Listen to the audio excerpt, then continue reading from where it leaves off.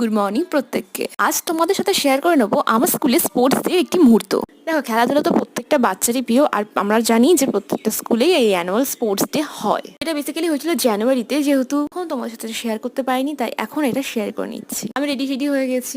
আমিও যখন ছোট ছিলাম এই স্পোর্টস ডে কথাটা ভাবলে কত আনন্দ হতো। দেখো, এখানে আমাদের উদ্বোধনী নাচ স্টার্ট হয়ে গেছে। বাচ্চারা খুব সুন্দরভাবে তাদের পারফরমেন্স করছে এবং সকলে সেটা খুব ভালোভাবে দেখছে। এরপর শুরু হয়ে যাবে মার্চ পাস্ট, তারপর আমাদের মেন খেলা স্টার্ট হয়ে যাবে।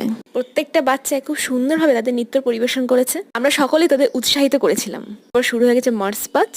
অনেক কর্তব্য, দায়িত্ব, আনন্দের সাথে এই দিনটা সম্পূর্ণ করলাম। আচ্ছা, তোমাদেরও কি তোমাদের ছোটবেলার স্কুলের স্পোর্টস ডে কথা মনে পড়ে? আমার তো ভীষণ মনে পড়ে। প্রত্যেকেরই আমাদের ছোটবেলায় এরকম অনেক অনেক স্মৃতি জড়িয়ে থাকে।